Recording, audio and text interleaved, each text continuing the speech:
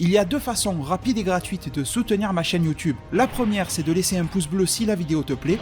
La deuxième, c'est de regarder une publicité gratuitement sur ma page Utip dont le lien est en description. Merci à tous. Salut les devins, c'est Saikyo. Voici la review du chapitre numéro 49 du manga Dragon Ball Super par Toyotaru. Je vous mets des liens en description pour les lire de manière légale et officielle. Comme chaque mois, il y aura la version anglaise et la version espagnole, toujours pas à ce jour du 21 juin 2019 quand cette vidéo va sortir, deux versions officielles et légales en français malheureusement pour nous. Donc un chapitre 49 qui dans son titre nous promet une bataille dans l'espace et on va réellement la voir, et ça déjà c'est un très bon point, ça fait plaisir. Une réelle bataille cosmique telle qu'elle est annoncée dès le début, dès le titre, dès la première page. Alors c'est un chapitre qui prend le temps de poser les choses. Un chapitre de transition, je pense, les devins, mais un chapitre qui n'est pas ennuyeux. C'est vrai que très souvent on s'ennuie quand on lit des trucs de transition, quand on voit des épisodes de transition. Et bien là, pour ce chapitre-là, la lecture reste très agréable. Alors d'accord, on n'est pas aussi hypé de fou que comme les précédents mois, etc. Mais tous les chapitres ne peuvent pas l'être autant, je pense. Et d'ailleurs, une des clés qui font qu'il n'est pas aussi hypant que les précédents, c'est qu'il n'y a pas d'énormissimes retournements de situation comme dans les précédents, mis à part la toute dernière page pour nous tenir en haleine comme d'hab pour le prochain chapitre. Mais sinon, tout au long du chapitre, eh bien, l'histoire suit son cours à son petit rythme, j'ai envie de dire, mais un rythme malgré tout intéressant, surtout dans la deuxième moitié du chapitre. Petite précision, je vous l'ai déjà dit il y a quelques jours, la Shueisha est en train, l'éditeur du manga Dragon Ball Super japonais, est en train de frapper fort sur YouTube. Beaucoup de youtubeurs, en particulier américains, mais ça risque de nous tomber sur la gueule aussi, se sont pris des strikes, parfois même 3 d'un coup, donc ça veut dire que la chaîne YouTube risque fortement d'être clôturée si tu ne t'en débarrasses pas. Donc je respecte la volonté des ayants droit, même si eux, en contrepartie, ne respectent pas les fameuses règles du fair use, mais je n'afficherai strictement aucune image du chapitre, c'est malheureux, mais je suis obligé de me protéger et de faire avec. Alors, dès le début du chapitre, le cadre est posé, c'est l'absorption de la planète Namek, en tout cas de son énergie, et c'est une sorte d'ambiance post-apo à moitié en fait. On est dans le post-apocalyptique sans trop l'être, parce que on sent très fortement la tension de par les personnages. Ça c'est clair et net, mais après visuellement sur la planète Namek, alors mis à part l'énergie que l'on voit clairement de nos yeux être absorbée, on sent pas trop qu'elle est en train de mourir. Mais bon, les personnages tels que Mirus, Jaco et Eska, le petit Namek, eh bien font très bien le travail pour poser l'ambiance, et pour nous faire ressentir ce qu'il faut ressentir, donc ça passe bien. D'ailleurs, en parlant de SK, dès le début du chapitre, on nous explique un truc, je vous avais partagé mon ressenti le mois dernier, et celui-ci s'avère juste concernant le fait que Muri, le doyen des Namek, avait très sûrement passé le relais à SK, parce que étant donné qu'une fois que Muri était mort, eh bien Porunga était toujours là, alors que normalement, le dragon doit mourir une fois que le doyen ou le responsable du dragon décède. Donc concernant ce nouveau peuple Namek en quelque sorte, ou en tout cas le peuple de la nouvelle planète Namek, maintenant tout repose sur les petites épaules de ce SK. C'est un petit peu le Dende 2.0, mais qui quand même porte de gros enjeux sur lui, et finalement, on en reste toujours sur un peuple Namek très torturé, même au fil des âges, j'ai envie de dire. Alors une fois que ce cadre est posé, eh bien on va se transposer, sans mauvais jeu de mots, de plus en plus vers l'espace, et tout d'abord vers la stratosphère, donc en quelque sorte aux frontières entre ce qui constitue l'atmosphère de la planète et l'espace qu'il y a derrière, donc le vide spatial. Et c'est la première rencontre avec Moro, ou en tout cas c'est ce que croit le Daikaioshin accompagné de Goku et Vegeta. Le premier constat est que Goku et Vegeta utilisent le Super Saiyan Blue. Alors c'est pas le full power parce qu'on voit les émanations de Ki, ce n'est pas l'espèce de Blue Evolution que Vegeta a développé dans le manga, c'est du Blue normal, mais ça nous confirme une chose, c'est que Moro n'a pas supprimé définitivement les pouvoirs de Goku et Vegeta. Alors d'accord, la théorie du fait que Moro pourrait supprimer définitivement les transformations divines ou autres de Goku et Vegeta, pour pourquoi pas, d'un certain point de vue qui se discute, nous amener vers l'arc ou le 28e tournoi, elle tient toujours, mais en tout cas là, dans l'état des choses, on peut la mettre un petit peu de côté, étant donné que Goku et Vegeta ressortent le Blue. En gros, un Senzu ou une régénération par le Daikaioshin suffit à leur rendre le pouvoir et n'ont pas été définitivement volés par Moro. En parlant de Moro, celui-ci se fait attaquer, on pense qu'il va prendre cher parce qu'il est quand même en 3 contre 1, surtout que là le Daikaioshin venait de lui mettre une raclée. Eh bien non, parce que Moro nous fait des sortes de clones, c'est un petit peu spécial, mais je pense que c'est plus des sortes de mirages ou des illusions grâce à sa magie, et on finit par constater que celui-ci se retrouve nettement plus loin, encore qu'il n'est pas à des dizaines de milliers de kilomètres, il n'est pas si loin que ça, mais c'était un leurre malgré tout, pour distraire Goku, Vegeta et le Kaioshin, tandis que lui était réellement en train d'absorber la puissance de la planète Namek, donc tous les coups qui lui ont été portés ne servaient strictement à rien. Bon, c'est une stratégie sympa, mais disons que ça a plus permis à Toyotaru de meubler 4 ou 5 pages parce que Moro n'était pas si loin que ça. C'est pas comme si il nous faisait un truc à la Luke Skywalker qui est super loin dans le dernier film et il envoie une sorte de clone ou de transposition se battre ou faire croire qu'il se bat à sa place. Là, Moro, il est juste planqué derrière un caillou à quelques centaines de mètres plus loin, c'est pas aussi efficace. Et justement, en voyant qu'il n'est pas si loin que ça, le Daikaioshin le fait remarquer, et bien Goku fonce, tête baissée, mais Vegeta est quand même là pour lui rappeler une chose, c'est que les Saiyans ne peuvent pas survivre dans le vide spatial, donc il faut rester au plus loin, en quelque sorte, dans la fameuse stratosphère. Alors ça va mener pas mal de débats, pas mal de discussions, j'ai déjà vu sur les réseaux sociaux, en particulier, deux cas de figure bien précis. Le premier, c'est celui de Bardock dans le TV spécial Dragon Ball Z, mais déjà celui-ci n'était pas canon, donc c'était plus une figure de style qu'autre chose. Je vous rappelle que Bardock, dans le film Broly, on voit bien qu'il est très proche de la surface de Vegeta, de la planète Vegeta, il n'est pas si loin que ça dans l'espace. Et sinon, pour Beerus, contre Goku, c'est un bon sujet de discussion, mais après revisionnage des scènes, relecture dans le manga, revisionnage dans l'anime et dans le film, il me semble bien, sauf erreur de ma part, que durant l'intégralité du combat, il se trouve Goku et Beerus au niveau de la stratosphère de la planète Terre. Donc même s'ils sont de plus en plus éloignés de la terre ferme, ils étaient encore dans une zone où un Saiyan peut survivre et où l'air reste respirable pour ce type d'être vivant dans l'univers 7. Vous me direz votre avis en zone commentaire, mais en tout cas c'est ce que j'ai compris et remarqué.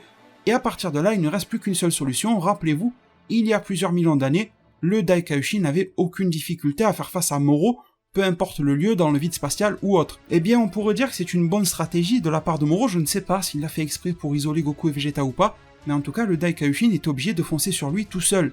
Et le pire dans l'histoire, c'est que Moro le Bouc va absorber l'énergie de Namek qu'il avait pu accumuler entre temps. Alors il n'y a pas toute l'énergie de Namek encore, mais encore une fois il a pris une bonne partie. On voit d'un coup qu'il power up, que les coups malheureusement du Daikaioshin ne peuvent plus rien faire, et j'ai envie de dire que c'était l'évolution prévisible au combat. On avait quelques craintes le mois dernier que l'arc se termine très vite, voire même trop vite.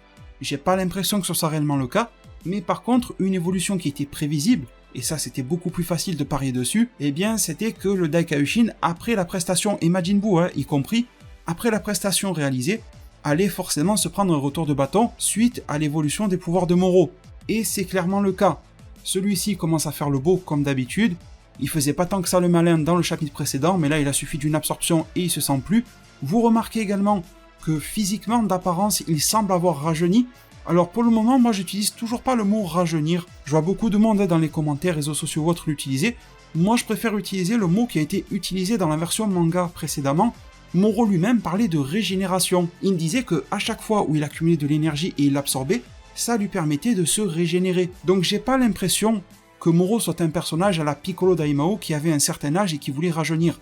Je pense que plus Moro absorbe, plus il récupère son apparence normale. C'est-à-dire que même au fil des millions d'années, tant qu'il absorbe, il peut garder son apparence juvénile. Vous remarquez que sa barbe, ou son bouc, sans mauvais jeu de mots, a largement raccourci. Vous remarquez que sa peau est beaucoup plus nette et beaucoup plus lisse et moins ridée. Malgré tout, même si physiquement on peut appeler ça un rajeunissement, je parlerai plus en termes de régénération. La différence est très faible entre les deux, mais je pense qu'il faut quand même la marquer. Alors ensuite, c'est du combat, mais totalement à l'avantage de Moro, c'est du combat en 1 contre 1, d'accord, mais bon. Le Daikaioshin aurait nettement et grandement besoin d'aide, mais Goku et Vegeta ne peuvent absolument rien faire dans cette situation-là, et Beerus commence petit à petit à analyser la situation, se dire vers quel camp je me trouve, vers quel camp je vais, et il décide d'aller vers Goku et Vegeta, ce qui était pas plus mal. De leur côté, c'est la bataille cosmique totale entre le fameux Bouc Moro et le Daikaioshin, ça part dans tous les sens, il y a des mini-bouts de comètes qui volent et tout, c'est assez épique, alors on aurait peut-être pu imaginer un petit peu plus, des piquenesses, etc., mais malgré tout, je trouve que ça fait très bien le taf. D'ailleurs, en parlant de dessin et de mise en scène, eh bien, j'ai un peu retrouvé dans ce chapitre-là, surtout du côté de Moro, du Daikaioshin, de Goku et Vegeta Blue, la plume du Toyotaru, le dessin de Toyotaru durant l'arc Zamasu, qui était un petit peu le sommet de son art, sauf que, durant l'arc Zamasu, je trouve que Toyotaru était supérieur à ce qu'il fait maintenant, en termes de mise en scène et de storyboard, c'est-à-dire que là, la manière dont sont amenées les choses, je trouve moins bien faite que dans l'arc Zamasu, mais en termes de qualité visuelle, techniquement, sur un plan arrêté, je trouve qu'on est à peu près, plus ou moins, ça se discute, revenu au niveau de l'arc Zamasu, et c'est pas plus mal. En espérant bien évidemment que Toyotaru sache retrouver un petit peu ce qu'il savait faire en termes de mise en scène durant ce fameux arc Trunks Zamasu. Alors le combat s'enchaîne, ça s'envoie des boules de ki dans tous les sens, il y a Moro qui joue avec des sortes de météorites ou je ne sais quoi dans l'espace, et il nous fait un petit coup à la C-19 ou à la Dr Gero, c'est-à-dire que là, il se prend une vague de ki de la part du Daikaioshin, mais il va faire quoi? il va l'absorber par la bouche et s'en servir tout simplement comme nouvelle puissance régénératrice. Je pense qu'en temps normal, le Daikaioshin y aurait pensé, mais comme il commence à perdre sa supériorité, il commence à faire des conneries, et ça a toujours été ça. Dans les animés, manga, Dragon Ball, vous prenez Cell, il avait bien dit à Trunks de ne pas faire la forme gros muscle, il l'a fait contre Gohan dès qu'il perd ses moyens. Bon, voilà. Ennemis ou alliés de la Team Z ou quoi, ils font tous des erreurs dès qu'ils sont dos au mur, dès qu'ils sont sous un gros coup de pression, et c'est compréhensible, et c'est à l'avantage encore une fois. Chapitre 100% à l'avantage de Moro. Le Daikaioshin se prend un coup de tête, il se prend des tartes dans la gueule, dans tous les sens. Moro commence à jubiler, comme d'habitude, comme tout bon méchant qui se respecte, il ne finit pas sa proie dès le début, il faut bien sûr qu'il jubile, qu'il impose sa supériorité, qu'il se moque de lui, mais malgré tout, il lui fait aussi la remarque que lorsqu'il était sous forme de Majin Buu, eh bien ses pouvoirs l'ont largement impressionné, que ses habilités, etc. étaient spéciales, qu'il ne connaissait pas ça chez le Daikaioshin. Il lui demande qu'a pu-t-il se passer depuis ces millions d'années, et à partir de là, eh bien le Daikaioshin va tenter un coup de bluff. Donc là, je pense qu'on va amorcer, j'ai pas compté les pages, mais à peu près la deuxième moitié du chapitre, et c'est à partir de là où ça va devenir un petit peu plus croustillant en termes d'action et également de révélation, parce que donc, fameux coup de bluff du Daikaioshin. D'ailleurs, petite précision que j'ai bien aimé sur Twitter, de la part de Freza qui a fait 2 tweets à ce sujet-là pour décrire un petit peu la pose du Daikaioshin. Alors il y a pas mal de gens, il y a rien de mal, qui rigolent en disant que le Daikaioshin est en train de simuler comme s'il avait un pistolet, un flingue, etc. On peut rigoler, il n'y a aucun mal à ça. Mais malgré tout, au-delà de l'humour, eh bien Freza est venu nous apporter des informations qui dit « C'est de cette manière-là que l'on scelle quelque chose. Ce n'est pas une pose pour imiter un flingue ou autre, mais une pose bouddhiste pour les incantations. » Et en l'occurrence là, c'était pour pouvoir lancer son sort pour le sceller. Alors ça, c'était une information que je ne connaissais pas. Bien évidemment, Freza est sur place au Japon, donc elle doit en savoir beaucoup plus. Et j'espère en tout cas que de vous avoir transmis cette info-là, eh bien vous éclairera un petit peu sur le pourquoi du comment une pose qui peut avoir l'air ridicule est utilisée et quels sont ses fondements dans la culture japonaise ou religieuse, etc. du côté du monde asiatique et japonais. Et donc je vous ai dit qu'à partir de là ça irait beaucoup plus vite parce que bien Moro comprend très vite à la supercherie que le Daikaioshin ne peut pas utiliser cette technique-là, qui ne va pas sceller les pouvoirs de Moro. Le Daikaioshin se sent coincé, également Goku et Vegeta se sentent coincés, mais eux, ils se font un petit peu déporter par le fameux Mérus avec son vaisseau. Ça permet de relâcher un petit peu la pression dans le chapitre avant de repartir beaucoup plus fort. Mérus en remet une couche en nous disant que la technique de saut pour sceller les pouvoirs de Moro bien ne fonctionne pas, et que Mérus s'en était plutôt douté quand il a vu Majin Buu essayer de le faire. Donc déjà, il y a un chapitre en arrière ou deux, quand Buu a essayé de le faire, Mérus soupçonne que ce n'était déjà pas possible, même si Buu affichait une confiance extrême, ben malheureusement non. Et à partir de là, Mérus, très perspicace et très habile aussi dans ce chapitre-là, on va en reparler un petit peu plus tard, eh bien fait une sorte de semi-conclusion sur le fait que la division de Buu qu'il y a eu lieu, vous vous rappelez qu'on a eu droit à Majin Buu pur et donc à ce Majin Buu bon, c'est vrai qu'on l'appelle communément Majin Buu gros, mais la vraie appellation c'est Majin Buu bon, et bien donc a donné lieu à 2 entités, ces 2 entités-là se sont battues entre elles dans le passé, on s'en rappellera. On a Jaco qui est relativement respecté aussi, qui fait quelques blagues, quelques sortes d'humour par rapport aux habilités de Majin Buu, l'humour qui est renforcé par le fait que SK lui dit « Ah ben nous on peut pas se diviser mais on peut fusionner, enfin s'assimiler ». On a Mérus qui reprend son blabla, du blabla intéressant, en nous disant que d'apparence, le Majin Buu que l'on connaît, Majin Buu bon, a pris les traits physiques du Daikaioshin, donc on a tous cru et suspecté qu'il en avait également pris les pouvoirs qu'il avait absorbés tout le lot. Et bien selon Mérus, il se pourrait très bien que Majin Buu pur ait récupéré avec lui lors de la scission les pouvoirs ou une partie des pouvoirs du Daikaioshin. Il y a même Goku qui fait la référence en disant ce petit gars, donc le petit Buu, aurait eu en fait en lui du pouvoir de Dieu. Donc déjà ça nous met sur la piste qu'à l'époque où Goku SJ3 et Vegeta SJ2 lui faisaient face, il faisait face à un être qui déjà en lui avait des pouvoirs divins, sous-entendu du ki divin. Alors petite parenthèse, parce que je sais qu'il y a énormément de débats, parfois même un petit peu conflictuels entre Kid Buu ou Majin Buu pur et Majin Buu Gohan absorbé. Et là je sais que vous risquez en zone commentaire de me dire « Ah ben alors on a la confirmation que le petit Buu était bien plus fort que Buuhan », je sais que Buuhan ça se dit pas mais ça va plus vite, tout simplement parce qu'il avait du ki divin. Alors non, je vous stoppe de suite, parce que le fameux Buuhan avait toutes les parties de Buu, le Daikaioshin y compris en lui, ça veut dire que toutes les formes de Buu, jusqu'à la scission, avaient déjà des formes de pouvoir divin en eux. Donc cela ne vient amener aucune pierre au débat Kid Buu, Buuhan, etc. La seule question qu'il faudrait se poser, c'est est-ce que le petit Buu a été capable d'utiliser et d'éveiller ces pouvoirs-là à l'époque où est-ce qu'ils étaient latents, est-ce qu'ils étaient passifs, et également du côté des autres Buu, tels Buuhan ou autres, est-ce que les pouvoirs du Daikaioshin étaient déjà éveillés en eux, ou est-ce qu'ils étaient passifs également? Bref, parenthèse fermée. Moro, comme je vous l'ai dit, je sais que je me répète, mais ça se répète de page en page, est en train de laminer complètement le Daikaioshin. Il ne peut absolument rien faire. C'est la défaite totale. C'est beau à voir, c'est épique, etc. Mais malgré tout, c'est une belle défaite qui est un peu regrettable pour un personnage qui était aussi cool que ça le chapitre précédent. Et Moro finit par, d'après ce que j'ai compris, vous me direz en zone commentaire, là je vous livre ma compréhension du chapitre, il met un coup de pied, un petit peu à revers comme un Gogeta face à un Janemba. Il y a le Daikaioshin qui part au travers d'un petit astéroïde ou je ne sais quoi, et qui finit par toucher le sol, sauf que quand il touche le sol, déjà sur le passage, je ne peux pas vous afficher l'image, mais regardez bien, au moment où le Daikaioshin chute, derrière lui, il y a comme une trame qui a été apposée par Toyotarou, un peu mystique, comme pour nous faire comprendre que le Daikaioshin serait dans une sorte de magie ou de voyage, et je pense que Moro a activé une sorte de magie pour développer un petit peu plus la mémoire cachée et enfouie dans Majin Buu qui se trouvait, rappelez-vous, sur le Kaioshinkai au moment du combat avec le Genki Dama qui a tué Majin Buu pur. Donc je pense que Moro a tenté d'éveiller ces mémoires-là ou un truc comme ça. Donc non, j'ai vu également sur les réseaux sociaux des gens se plaindre en disant « Oui, mais Toyotarou fait de la merde, il nous fait croire que le Daikaioshin était là. » Non, le Daikaioshin n'était pas là, on est d'accord, mais Majin Buu était là. Donc je pense que la magie de Moro a essayé de nous faire comprendre que selon les souvenirs de Buu, ce qui est pas forcément super cohérent parce que Buu était pas dans un très bon état à ce moment-là, mais je pense que Toyotarou essaye de se rattraper aux branches comme il peut. Donc en gros, d'une manière un petit peu inconsciente, le Daikaioshin aurait toutes ces informations-là en lui, ce qui nous permet de revoir le petit Buu, également de voir sa fin et son extermination totale. Le Daikaioshin et Moro comprennent alors que la théorie de Miru c'est vrai et qu'une grosse partie des pouvoirs du Daikaioshin, voire même la quasi-totalité, ont été totalement annihilés par Goku et son fameux Genki Dama qu'il a balancé sur l'autre entité de Majin Buu, l'entité maléfique. Et là, bien évidemment, il faut que je mette ma review en pause pour vous parler d'un gros sujet, le cas de Oob. Alors déjà, premier point, pour ceux qui suivent mes vidéos de spoiler, ne vous en faites pas, il n'y a aucun spoiler pour le chapitre suivant, c'est juste les vidéos que j'ai pu sortir auparavant. Chaque mois, on me dit d'arrêter avec les spoilers du fameux Ryukutia. Donc là, clairement, j'ai envie de vous dire que non. Dans sa dernière impression qu'il nous a livrée sur ce chapitre-là, il nous avait bien fait mention que, selon lui, Oob devrait intervenir d'une manière ou d'une autre dans un avenir relativement proche de Dragon Ball Super. On s'était tous posé des questions, certains en rigolant, il n'y a pas de mal, me disaient « Ouais, mais putain, mais qu'est-ce qu'il a fumé Ryukutia ?» Et d'autres, avec plus de hargne, m'ont dit, avec pas mal d'insultes aussi, qu'il fallait arrêter de faire confiance à ce Ryukutia qui ne disait que de la merde.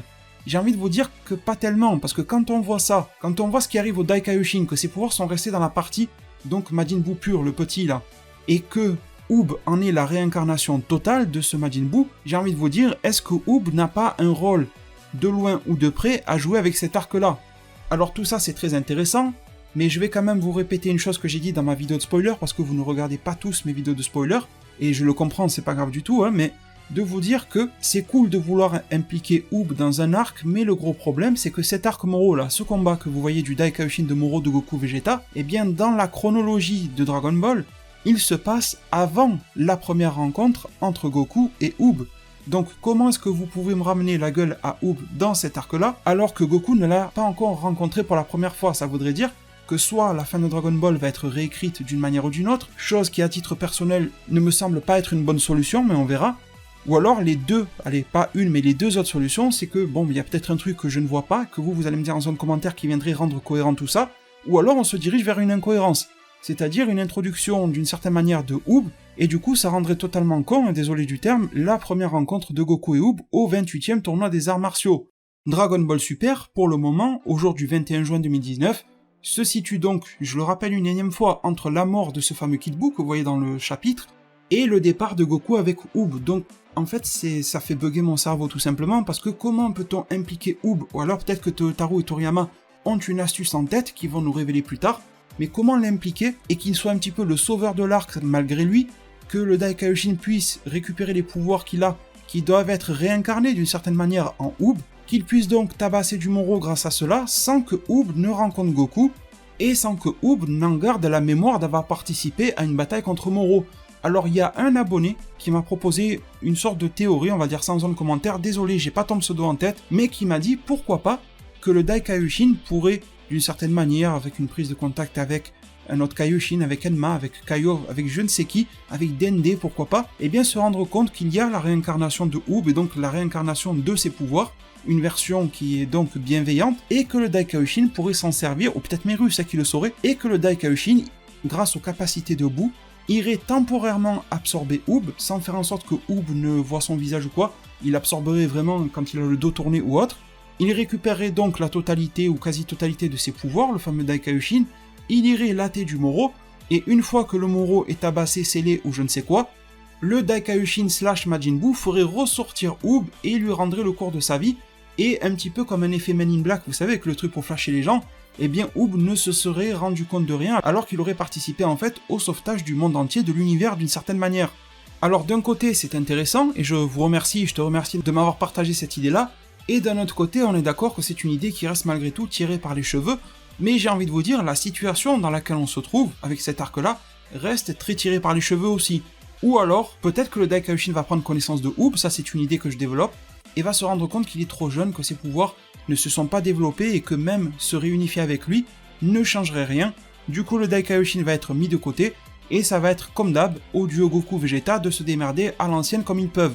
C'est également une possibilité les devins, on n'est pas 100% obligé d'intégrer Oob.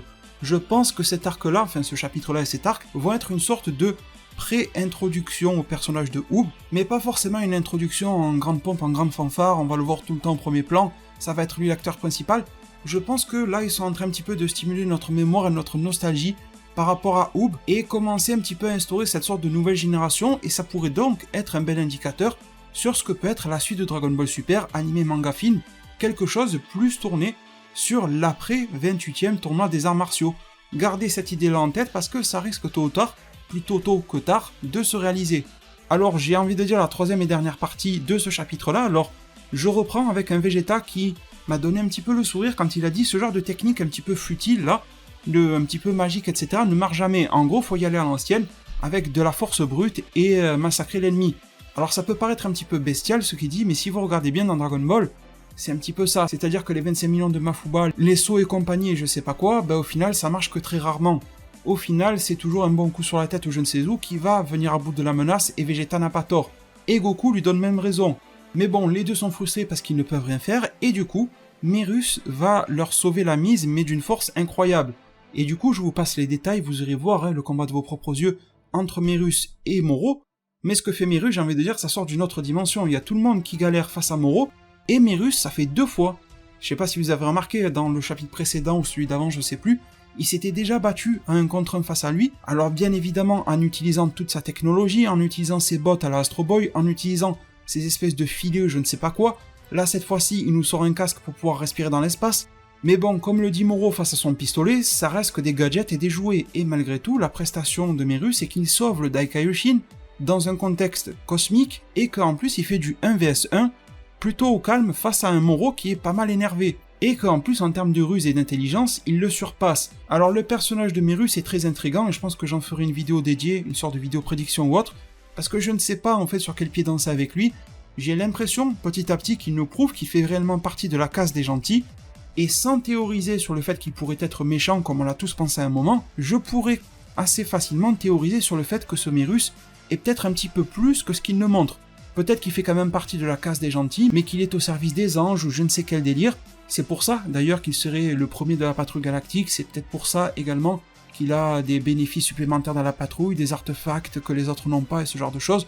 Peut-être même que son casque là pour aller dans l'espace, c'est bizarre, ils nous disent que c'est le seul de la patrouille à l'avoir. Est-ce que ce casque, j'ai envie de vous dire, n'est pas fait pour nous faire croire que ah ben oui, il a ce casque alors qu'en fait ça sert à rien. C'est un casque à la con et lui il peut respirer dans l'espace dans tous les cas parce qu'il est une sorte d'être un petit peu supérieur. Vegeta l'avait fait remarquer il y a 3 ou 4 chapitres en arrière que Merus cachait vachement ses pouvoirs. Il y avait eu aussi des phases où Goku et Vegeta à plusieurs reprises n'arrivaient pas à suivre les mouvements à l'œil nu de Merus. Alors jusqu'au chapitre précédent, je voulais bien croire que les bottes magiques de Merus pouvaient faire quelque chose, mais là j'ai de plus en plus de mal à le croire. Quand Merus tire avec ses pieds dans la tête de Moro, Moro se plaint, il a mal aux yeux. Est-ce que vous pensez qu'une simple technologie est capable de ça? Enfin c'est bizarre, à jauger, on ne sait pas réellement quel est le niveau de la technologie de la patrouille galactique. C'est un petit peu aussi comme le fait que Moro est resté enfermé là-bas 10 millions d'années. Ce sont des choses vraiment très bizarres tout ça, donc quel est leur niveau technologique? Est-il si avancé que ça? Ou est-ce que Merus a beaucoup plus de cartes qu'il nous cache? Et je pense que c'est largement probable. Après, on n'est pas forcément obligé de penser qu'il soit méchant, parce que quand même, tout ce qu'il fait contre Moro nous prouve du fait qu'il aide l'univers à aller mieux, etc. Mais il se pourrait que, tôt ou tard, on nous apprenne qu'il est un petit peu plus que ce qu'il prétend être, voire même beaucoup plus, je ne dirais pas qu'il est un ange, mais je sais pas moi, qu'il soit une sorte de création du Daishinkan qui est là pour surveiller la patrouille galactique ou je ne sais quel délire. Au cas où ça tourne mal, il peut balancer des rapports pour savoir s'il faut faire intervenir un dieu supérieur tel que le Daikaioshin, tel que Beerus, tel qu'un ange si besoin.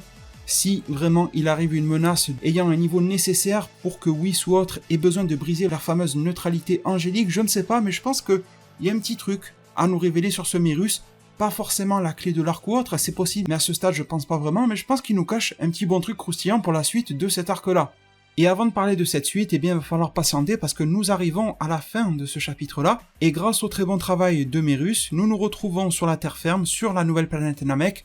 Moro nous fait comprendre qu'il reste encore de l'énergie absorbée sur la planète, donc ça c'est une option d'évolution, de régénération et de power-up pour Moro à garder en tête, mais Moro également se trouve quelques handicaps, parce que Goku et Vegeta qui avaient signalé que juste Goku ou juste Vegeta en SSJ Blue Full Power suffirait à battre Moro, et bien là ils sont deux, accompagnés du Daikaioshin, donc ça devrait vraiment sentir mauvais pour Moro, sauf que, comme j'ai dit tout à l'heure, il faut nous tenir en haleine pour le prochain chapitre, le chapitre numéro 50. Pour le moment, le site de Manga Plus nous promet qu'il sortira le 19 juillet à 17h avec la petite mention que les plannings peuvent changer de temps en temps. Et l'intrigue de fin, c'est que Goku et Vegeta sont très confiants, ils promettent de mettre une raclée à Moro, mais celui-ci leur dit « Vous êtes tellement naïfs, vous oubliez quelque chose de très important, j'ai pu réaliser très récemment mon 3e vœu. » Et donc ça sera la case finale, le gros suspense de quel peut être le vœu de Moro. Ce vœu-là de Moro, je ne vais pas encore une fois le détailler dans cette review parce que là j'en suis à 33 minutes d'enregistrement, je sais pas combien ça fera pour vous de vidéo, je vais quand même couper, je ne veux pas que la vidéo s'éternise encore plus qu'elle en a besoin, mais ce 3e vœu pour le moment je suis à peu près dans la même optique que ce que je vous ai dit lors de ma vidéo de spoiler, c'est-à-dire un vœu contraignant pour Goku et Vegeta, mais pas un vœu si compliqué que ça pour le moment dans Dragon Ball Super, sauf si cet arc-là veut déroger à la règle et je serai très heureux, mais c'est vrai que les vœux que l'on a eu dans DBS, même dans DB tout court, ne vole jamais trop haut. C'est de l'immortalité, c'est de l'amélioration de pouvoir, c'est de la restriction de pouvoir, c'est Zamasu un petit peu improvisé avec du changement de corps avec Goku, mais ça c'était fait par Super Shenron, il y a eu également l'immortalité par Super Shenron, et là c'est un vœu fait par Porunga, donc ce n'est pas le dragon le plus suprême de tous. Quel vœu Moro a-t-il pu faire dans ce contexte-là? Contexte dans lequel il était pressé, rappelez-vous que quand j'avais pu décrypter une des 3 lignes du vœu de Moro en Namek, d'ailleurs c'est malheureusement la seule ligne que j'ai pu décrypter, il disait bel et bien au dragon de se dépêcher. Donc je pense que dans la hâte, Moro n'a pas pu non plus développer un plan de ouf, donc il a dû faire quelque chose pour se protéger et garantir sa victoire ou autre par la suite. Donc là nous sommes dans un contexte où Goku et Vegeta sont full power et que le Daikaioshin se trouve à côté d'eux. Goku et Vegeta ont récupéré leur SSJ Blue et compagnie. Normalement ce qui devrait se passer c'est que le Daikaioshin devrait bloquer les pouvoirs de Moro et l'empêcher d'absorber ou autre, et Goku et Vegeta se donnent à fond et vont le démonter. Sauf que si Moro a fait un vœu assez simple de demander à Porunga que les pouvoirs du Daikaioshin, comme vous avez été très nombreux le mois dernier à me le proposer, n'affectent plus Moro, qu'il soit toujours capable d'absorber, alors là vous allez me dire oui mais dès que le Daikaioshin est venu se battre, Moro ne pouvait plus absorber les pouvoirs de Namek, mais j'ai envie de vous dire, qui vous dit que c'est grâce au pouvoir du Daikaioshin qui faisait ça en début de chapitre?